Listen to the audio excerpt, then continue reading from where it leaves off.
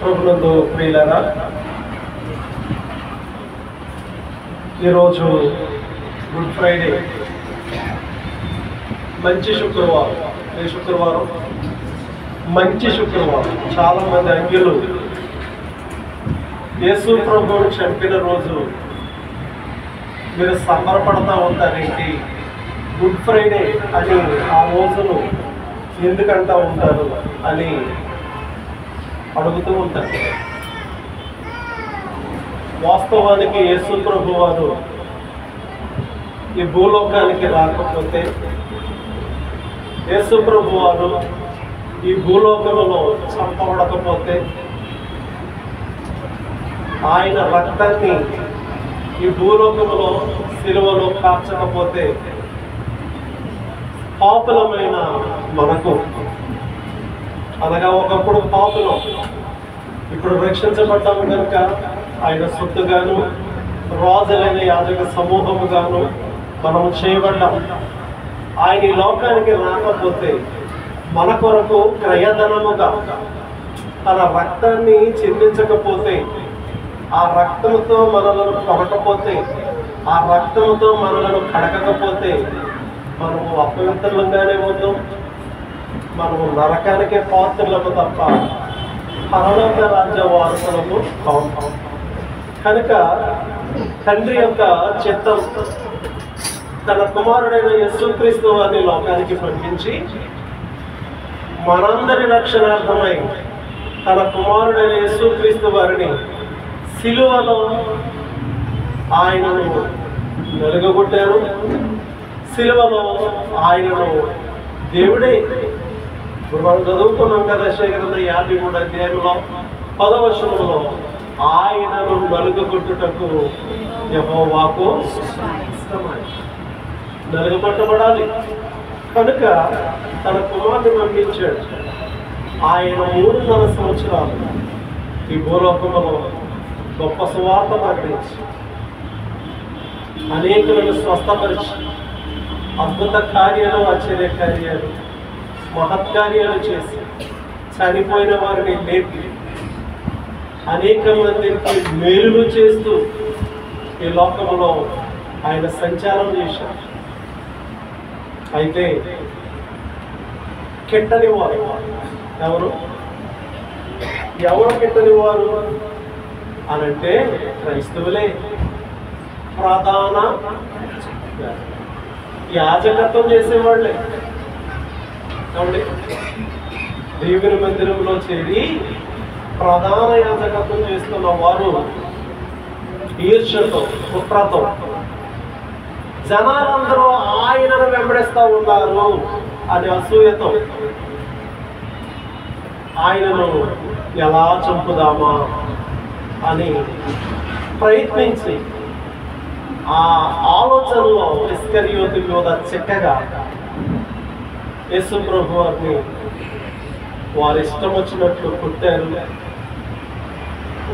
దూషించారు, సిలువకు అప్పగించారు, చంపేశారు. అయితే ఆయన ముందే చెప్పారు, నేను తిరిగి లేస్తాను, నా ప్రాణం పెట్టడానికి దాన్ని మరలా తీసుకుంటానికి నాకు అధికారం కలగదు. కనుక ఆయన తిరిగి 3వ దినాన్న పునరుద్ధానుడిగా లేచాడు. ప్రియులారా, ఈ విషయాలు యెషయా గ్రంథం 53వ అధ్యాయంలో మేము తెలియజేసిన ఆ సమాచారం ఎవరు నమ్మిరి కదా, ప్రవక్తలు ఈ సమాచారం తెలిపారు. బైబిల్లో చాలా మంది ప్రవక్తలు యేసు ప్రభువును గురించి ఆయన నీతి సూర్యుడిగా ఉదయిస్తాడు అన్నాడు మలాకి. మోషే దైవజనుడు అన్నాడు, నాలాంటి ప్రవక్తను దేవుడు మీ కొరకు పుట్టిస్తాడన్నాడు. అషే భక్తుడు అన్నాడు, చిగురు అంటే నా సేవకుడు వస్తాడు అన్నాడు. కనుక భక్తులు చాలా మంది సమాచారం చెప్పారు. అయితే ప్రజలు ఏం చేయలేదంట, నమ్మలేదు. మేము తెలియజేసిన సమాచారము ఎవరు నమ్మిది? యెహోవా బాహువు ఎవరికి బయలుపరచబడెను అని చెప్తూ లేత మొక్క వలెను ఎండిన భూమిలోని మొలచిన మొక్క వలెను అతడు ఆయన ఎదుట పెరిగెను. అతనికి స్వరూపమైనను సొగసైనను లేదు. మనం అతనిని చూచి అపేక్షించినట్లు అతని యందు స్వరూపము లేదు. చాలండి. అతని యందు ఏమి లేదండి? సౌందర్యం లేదు, స్వరూపం లేదు, సొగస్సు లేదు. మనము అతనిని చూచి అపేక్షించినట్లు, ఇష్టపడినట్లు, అతని నుంచి ఇష్టపడినట్లు అతనిలో ఏమి లేదు? స్వరూపము లేదు కదండి. వాస్తవానికి ఆయన ఎలాంటి వాడు? 10,000లో అతికాంక్షణీయుడు కదండి. ఆయన మంచి సౌందర్యవంతుడు, స్వరూపము కలిగిన వాడు. వాస్తవానికి మనం చూస్తే పిలుపులకు రాసిన పత్రిక 2వ అధ్యాయం 6వ వచనంలో అతడు దేవుని స్వరూపము కలిగి ఉండి, ఏ స్వరూపం కదా, ఎంత బాగుంటుందో దేవుని స్వరూపం. ఆయన దేవుని స్వరూపము కలిగి ఉండి దాసునిగా, రిక్తినిగా, అనగా దేవునితో సమానముగా ఉండుట విడిచిపెట్టకూడని భాగ్యమని ఎంచుకొనక రిక్తినిగా, దాసునిగా ఈ లోకానికి వచ్చిన. అందుకే మనము అతనిని చూచి అపేక్షించినట్లుగా అతని యందు స్వరూపము లేదు అని మాట్లాడుతున్నాడు. రూపం ఎలా ఉందంట? యెషయా గ్రంథంలోనే 52వ అధ్యాయము చూడండి, ప్రక్కన 14వ వచనంలో ఒక మాట మనం చూస్తా ఉన్నాం. నిన్ను చూచి ఏ మనిషి రూపము కంటే అతని ముఖమును, నర రూపము కంటే అతని రూపమును చాలా వికారమని చాలా మంది ఎలాగో స్మరించిరో కదా. అతని రూపం ఆలోచన చేయండి. యేసు ప్రభు వారి మరణం ప్రవచనాత్మకమైనది. ప్రవచనాలు ఇవన్నీ యెషయా గ్రంథం. యేసు ప్రభు వారు రాకముందే 53వ అధ్యాయం యెషయా గ్రంథం రాయబడ్డారు. ఆయన శ్రమలు ఉన్నాయి, ఆయన జననం ఉంది. ఎలా పెరిగాడంట? లేత మొక్క వలెను అన్నాడు. ఎండిన భూమిలో మొలచిన మొక్క వలెను అతడు ఆయన ఎదుట పెరిగినన్నాడంట. అంటే ఆయన జననం కనపడుతుంది. ఆయన శ్రమలు ఏమండి? ఆయన తృణీకరింపబడినవాడు, ఆయన వదకు తేపడిన గొర్రెలు వెళ్ళాడు అంటే శ్రమల గురించి రాయబడ్డారు. అతడు మరణము చూడండి, అక్కడ సజీవుల భూమిలో నుండి అన్నాడు. అక్కడ ఎక్కడ చూడండి, 9వ వచనం 8వ వచనంలో సజీవుల భూమిలో నుండి అతడు కొట్టివేయబడాడు. మరణం గురించి రాయబడ్డారు. తర్వాత మరలా మనం చదివితే అతడు దీర్ఘాయుష్మంతుడై అనే మాట మనం చూస్తా ఉన్నాం. అతడు దీర్ఘాయుష్మంతుడగును పునరుద్ధానము గురించి మాట్లాడుతున్నాడు. కాబట్టి అది యెహోవా ఉద్దేశం సఫలమగును. అంటే దీర్ఘాయుష్మంతుడు అంటే పునరుద్ధానుడు. ఇదిగో మరణించదని కానీ యుగ యుగములో సజీవుడునై ఉన్నానన్నాడు ప్రకటన 1:18లో. కనుక ప్రియులారు, మరి ఈ మాటలు మనం చదువుతూ ఉంటే ఇది ప్రవచనం. ఆయన జనన మరణ పునరుద్ధానాలను భక్తుడైనటువంటి యెషయా ద్వారా దేవుడైన యెహోవా ఈ యెషయా గ్రంథం 53వ అధ్యాయంలో చక్కగా వ్రాయించినట్టు. ఆయనకి స్వరూపము లేదంట, సొగస్సు లేదంట. మనము ఆయనను చూచి అపేక్షించినట్లు, ఇష్టపడినట్లు ఆయనకేమి లేదన్నాడు? స్వరూపము లేదన్నాడు. అంతేకాకుండా అతడు తృణీకరింపబడిన వాడు. ఎలాంటి వాడు? అతడు తృణీకరింపబడిన వాడు, మనుషుల వలన విసర్జింపబడిన వాడు, వ్యసనాక్రాంతుడు గాను, వ్యాధిని అనుభవించేవాడు గాను, మనుషులు చూడనని వాడు గాను అతడు ఉండేది. అతడు తృణీకరింపబడిన వాడు కనుక మనము అతనిని ఎన్నిక చెయ్యకపోతే అన్నాడు. అతడు ఎలాంటి వాడండి? తృణీకరింపబడిన వాడు.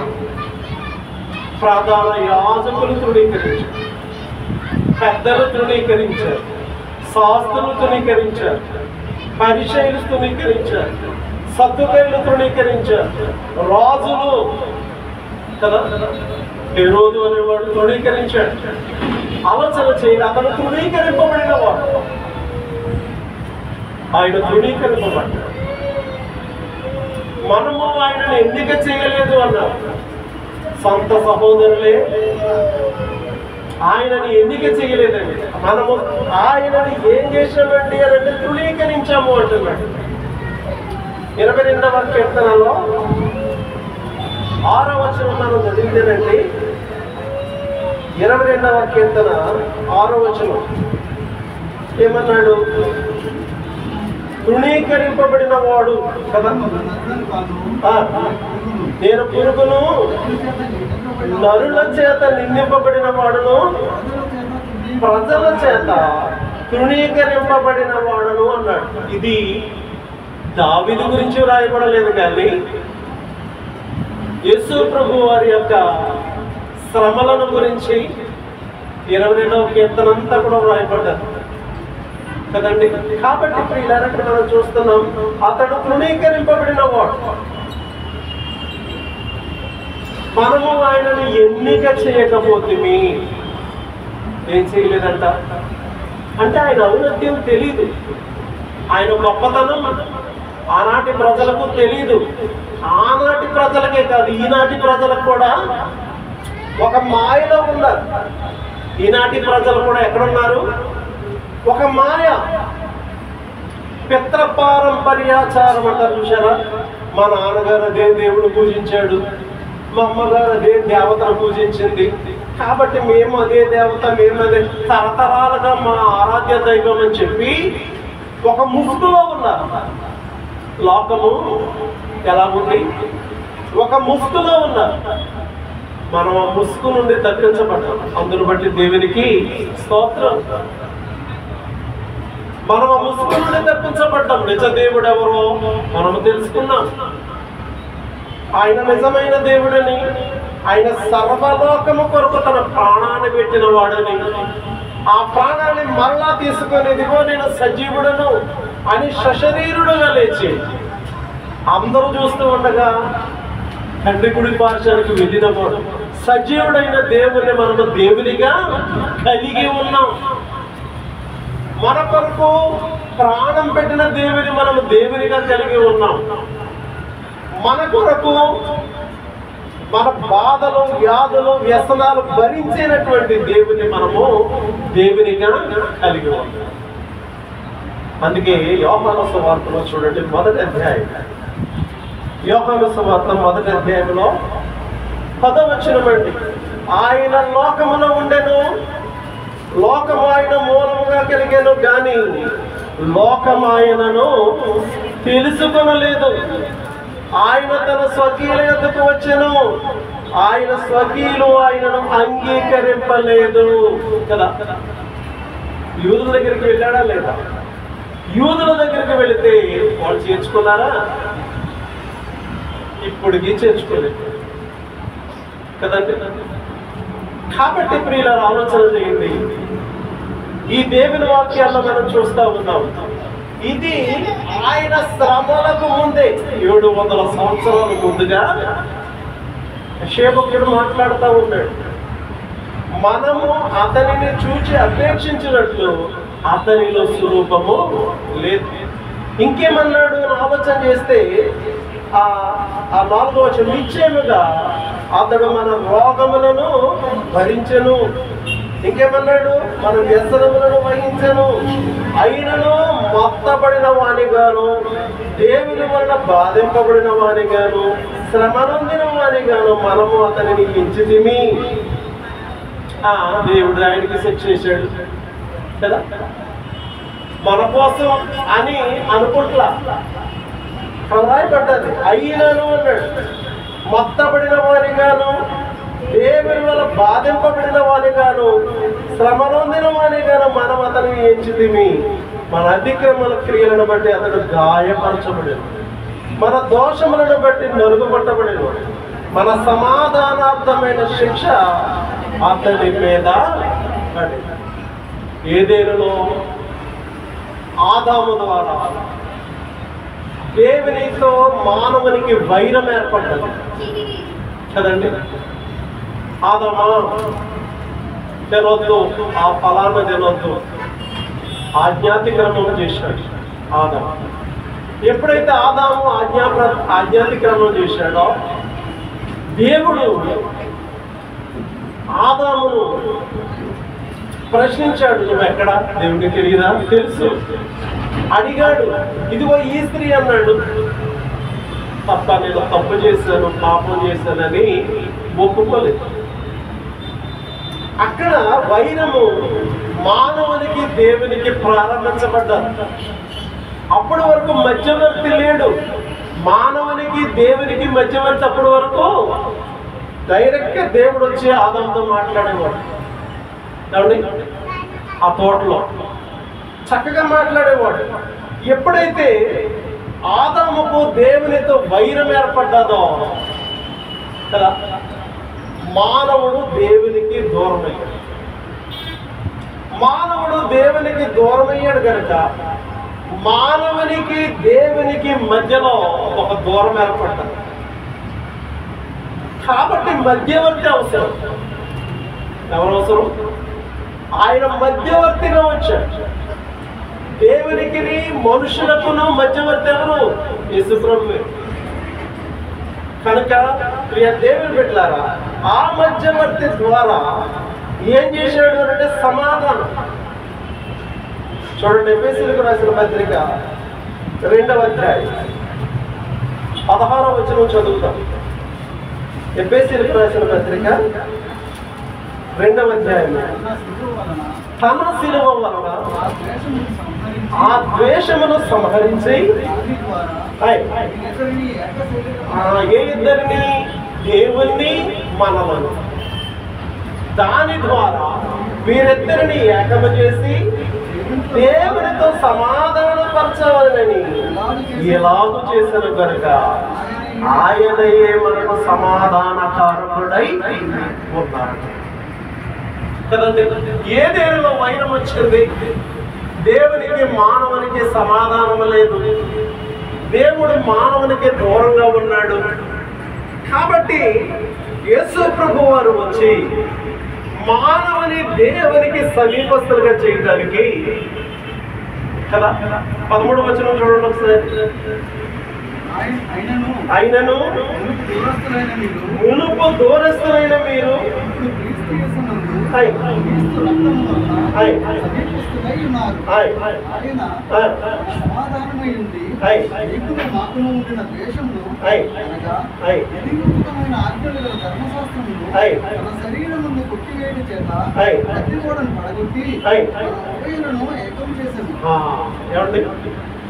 మధ్య గోడ దేవునికి మధ్య ఉంది, వైరము అనే మధ్య గోడ. దాన్ని పడగొట్టాడు. ఆయన ఉభయులను ఏకం చేశాడు. దేని ద్వారా? ఆయన శిలువ రక్తము ద్వారా కదా. అందుకే తండ్రి నాయన అబ్బా అని మొరపెట్టుకోగలుగుతున్నాం. ఆలోచన చేస్తున్నారా? యేసు ప్రభు రాకపోతే మనం దేవునికి దూరస్తులుగానే జీవించేవాడు. కానీ ఆయన రాక వలన మనము దేవునికి సమీపస్తులమయ్యాం. రెండవది, ఆయనతో సమాధానము కలిగిన వారమై ఉన్నాం. అందుకే మన సమాధానార్థమైన శిక్ష అతని మీద పడిన అన్నాడు. ఆయన శిక్షింపబడి మనకు సమాధానం ఇచ్చాడు. ఆయన ఏమయ్యాడు? ఆయన శిక్షింపబడ్డాడు, మనకు సమాధానం ఇచ్చాడు. అదే సమయంలో అంటున్నాడు, అతడు పొందిన దెబ్బల చేత మనకు స్వస్థత కలుగుతున్నది. అతను పొందిన దెబ్బల చేత ఏం కలుగుతుంది? మనకు స్వస్థత కలుగుతుంది అన్నాడు. అతను దెబ్బలు పొందాడు కదండి, గాయాలు పొందాడు. దాని ద్వారా మానవులకి ఏముంది? స్వస్థత. పేతురు రాసిన మొదటి పత్రిక 2వ అధ్యాయం 24వ వచనం. పేతురు రాసిన మొదటి పత్రిక 1వ అధ్యాయం 2వ అధ్యాయం 24వ వచనం.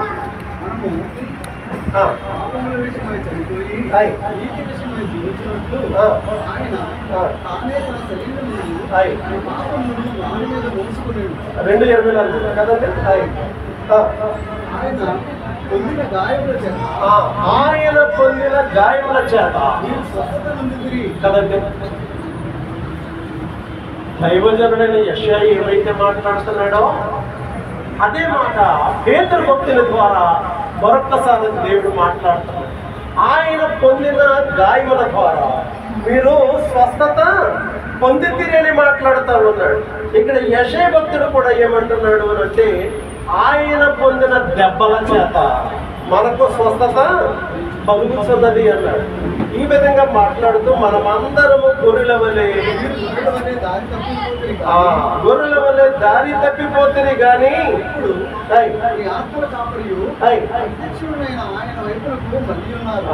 ఏమండి ఇదే మాట ఈ యెషయా గ్రంథం 53వ అధ్యాయంలో 6వ వచనంలో మనం చదువుతాం. మనమందరము గొర్రెల వలె తప్పిపోయామంట. ఇప్పుడేమయ్యాం? దేవుని వైపు మళ్ళబడ్డాము అంటున్నాడు కదా. వీళ్ళు రవి గారు చదివారు. దేవుని వైపు మళ్ళబడ్డాం. ఒకప్పుడు మనమందరము గొర్రెల వల్ల త్రోవ తప్పిపోతుంది. మనలో ప్రతి వాడును తనకిష్టమైన త్రోవకు తొలగిపోయాను. అలా తొలగిపోయిన మనలను యేసు ప్రభు వారు ఆకర్షించాడు. ఏం చేశాడు? ఆయన ఆకర్షించాడు. ఆయన ఆకర్షించాడు కనుక లోకములో నుండి ఆశ్చర్యకరమైన వెలుగులోనికి మనం వచ్చాం. ఆయన వైపు మళ్ళుకున్నాం. ఇప్పుడేమై ఉన్నాం? ఆయన వైపు మళ్ళుకున్నాం. ఆయన రాకపోతే మనం త్రోవ తప్పిన వాళ్ళమే. ఆయన భూలోకానికి రాకపోతే మనము త్రోవ తప్పిన గొర్రెల వంటి వాళ్ళు. ఆయన భూలోకానికి రాకపోతే మనము సమాధానము లేని వాళ్ళు. ఆయన భూలోకానికి రాకపోతే మనం రోగులం. ఈ 53వ అధ్యాయం ప్రకారంగా మనం ఆలోచన చేస్తే ఆయన మన రోగములను భరించెను అన్నాడు. మన సమాధానార్థమైన శిక్ష అతని మీద పడెను అన్నాడు. మనమందరం గొర్రెల వలె త్రోవ తప్పిపోతామన్నాడు. చాలా మాటలు రాశాడు. ఆయన రాకపోతే మనము త్రోవ తప్పిన గొర్రెలం. వచ్చాడు కనుక త్రోవలో ఉన్న గొర్రెలం. ఆయన వచ్చాడు కనుక రక్షించాడు కనుక మనం ఇప్పుడు త్రోవలో ఉన్న గొర్రెలు. ఆయన వచ్చాడు కనుక మనకు సమాధానం ఇచ్చాడు కనుక మన సమాధానము కలిగిన గొర్రెలు. ఎవరితో సమాధానం? దేవునితో సమాధానం. ఆయన వచ్చాడు కనుక మనం స్వస్థపరిచాడు కనుక మనము స్వస్థపరచబడిన వాళ్ళము. ఎందుకు? నిశ్చయముగా అతడు మన రోగములను భరించి. ఇలా మాట్లాడుతూ ఈ యెషయా గ్రంథం 53వ అధ్యాయంలో 7వ వచనం అతడు దౌర్జన్యము నొందెను కదా. కొంచెం పైన యెహోవా మన అందరి దోషమును అతని మీద మోపెను. మనందరి దోషమును యెహోవా ఏం చేశాడండి అంటే అతని మీద మోపెను. 5వ వచనములో మన సమాధానార్థమైన శిక్ష అతని మీద పడెను, అతని మీద మోపెను. దోషము మోపెను, సమాధానార్థమైన శిక్ష అతని మీద పడెను. అతని మీద ఆ శిక్ష పడకపోతే దోషములకు శిక్ష అనుభవించవలసిన వారము మనం, సమాధానానికి శిక్ష అనుభవించవలసిన వారం మనం. మన స్థానంలో దేవుడు ఆయన నిలవబెట్టి మన సమాధానార్థమైన శిక్ష అతని మీద, మన దోషములు అతని మీద మోపెను.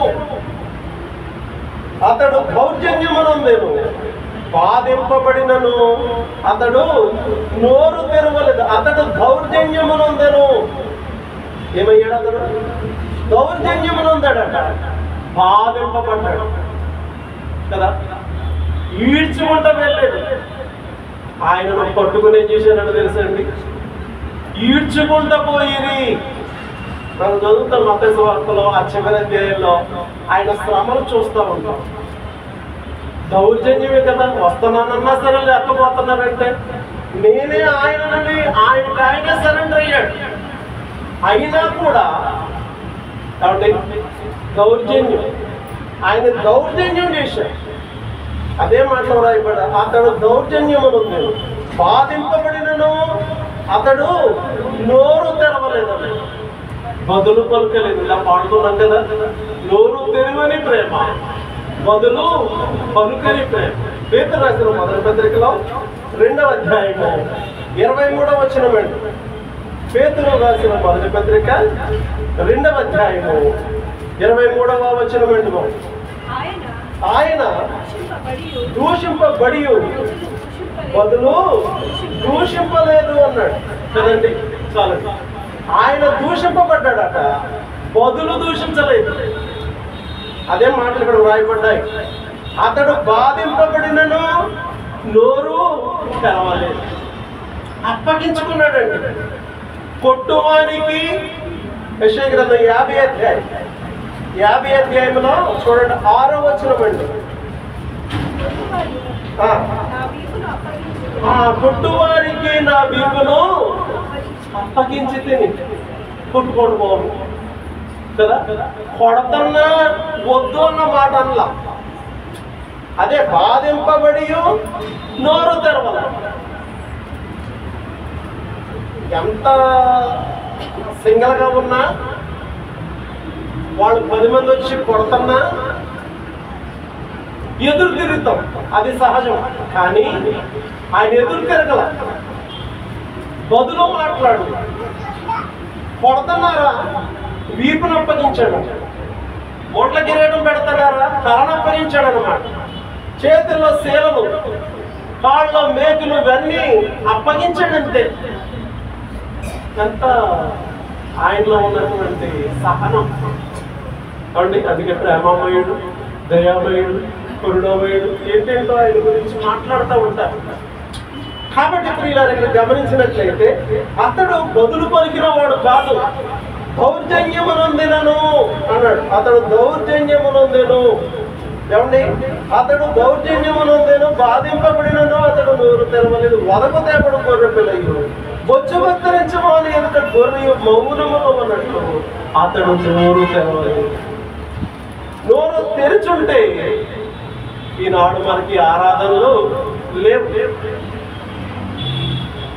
మిగతా దేవుడి గురించి చూస్తే కదా, వాళ్ళ మీదకి వచ్చిన వాళ్ళు ఏం చేశారు, బాణాలతో చూస్తూ ఉంటాం కదా. ఒక దేవుడికి ఏమేమి ఉంటుంది, ఒక బాణం ఉంటుంది, ఒక త్రిశూలం ఉంటుంది, ఏంటంటో ఉంటాయి వాళ్ళ దగ్గర. మరి యేసుప్రభు దగ్గర ఏమీ లేదు. కనుక మనం ఆలోచన చేస్తే అతను మౌనముగా ఉన్నాడు, నోరు తెరవలేదు. అన్యాయపు తీర్పును తినవాడాయి. అతడు కొనిపోబడెను. ఆయన న్యాయంగా తీర్పు తీర్చారా? న్యాయంగా తీర్పు తీర్చలేదు, అన్యాయపు తీర్పు తీర్చాడు. అతన్ని కొనిపోయాడు. సిలువకు చివరికి సజీవుల భూమిలో నుండి అతడు కొట్టివేయబడిను అన్నాడు. ఈ సంగతి ఆలోచించిన వారెవరు? ఆలోచిస్తున్నారు ఎవరన్నా? ఆనాడు ఆలోచించలేదు, ఈనాడు కూడా ఆలోచించట్లేదండి. అతని నోట ఏ కపటము లేదు అన్నాడు 10వ వచనం చివరి భాగంలో. అతని నలుగొట్టుటకు యెహోవాకు ఇష్టమని అతను నలుగొట్టాలి. ఎందుకు నలుగొట్టాలి అని అంటే అతని ద్వారా సమాధానం, అతని ద్వారా స్వస్థత. అతడు పొందిన గాయముల ద్వారా మీకు స్వస్థత అన్నాడు కదా. అతని ద్వారా సమాధానం మానవులకి రావాలి, అతని ద్వారా రక్షణ రావాలి. కాబట్టి ఆయన అతని నలుగొట్టుటకు ఇష్టపడినట్లుగా మనం చూస్తా ఉన్నాం. ఆ విధముగా ఆయన ఈ లోకంలో ఉంటూ ఉండగా నలుగొట్టబడ్డాడు. చివరికి ఆయన ఏమయ్యాడు అని సజీవుల భూమిలో కొట్టివేయబడ్డాడు. కొట్టివేయబడక మునుపు 12వ వచనం చివరి భాగం, అనేకుల పాపములను భరించుచు తిరుగుబాటు చేసిన వారిని గురించి విజ్ఞాపన చేసి, తండ్రి కదా మీరేం చేస్తున్నారో ఎరగరు, తిరిగితే నన్ను చంపరు అని విజ్ఞాపన చేసి, ఆయన లోపము లేని దేవుడు. ఆయన లోపాలు ఆపాదింటున్నారులేండి. ఇప్పుడు ఏం చేస్తున్నారు, కొంతమంది బయలుదేరారు, వాళ్ళు ఏం చేస్తున్నారు, ఆయనకి లోపాలు లేనిపోయినవన్నీ ఆపాదిస్తున్నారు. మరి మంచిది కాదని అంటే తల్లి, ఆ తల్లిలో నుంచి వెళ్ళగొచ్చాడని రకరకాల మాటలు. కానీ ఆయన పాపము లేనివాడు. ఆయన పుట్టక మునిపే ప్రవచనం ఉంది, ఇదిగో కన్యక గర్భవతి అయి అన్నాడు. కన్యక గర్భవతి అవటమేంటి? అది పరిశుద్ధాత్మ వలన అన్నాడు. ఈ కొంతమంది మత ఛందస్సవాదులు ఉన్నారు. వాళ్ళు ఏం చేస్తున్నారంటే ఆయన మీద ఏదో పడతా కదా. అయితే ఆయన అలా కాదు. ఆయన ఎలాంటి వాడు అంటే పవిత్రుడు. ఫిబ్రవరి 7:26 మనం చదువుతాం, పవిత్రుడును, నిర్దోషియు, నిష్కల్మషుడును, పాపులలో చేరక ప్రత్యేకముగా ఉంటాం. కాబట్టి ప్రియ దేవుని బిడ్డలారా, ఆలోచన చేయండి. ఆయన లోకంలో మన కొరకు వచ్చాడు, మన రక్షణార్థమై ఇచ్చాడు, మనం రక్షించాడు. మనము ఏదో ఆచారపరముగా ఈ పండుగలు ఆచరించడం కాదు, కానీ దేవా నువ్వు నా కోసం నీ లోకానికి వచ్చావు, నువ్వు రాకపోతే, నువ్వు సిలువలో రక్తము చెల్లించకపోతే మాకు పాప క్షమాపణ లేదు అనే ఒక నిరీక్షణ కలిగిన వారమై ఆయన శ్రమలను విశ్వాసమైన మనం ఏం చేయాలి? ఆయన జననాన్ని, ఆయన శ్రమలని, ఆయన మరణాన్ని, ఆయన పునరుద్ధానాన్ని ఎల్లప్పుడూ కూడా జ్ఞాపకం చేసుకునే వారంగా ఉండాలని కోరుచు ఈ మాటలు ముగిస్తూ ఉన్నాను. దేవుడు తన వాక్యాన్ని దీవించి ఆశీర్వదించును కాక. అవును, వెళ్ళారా ఈ సమయంలో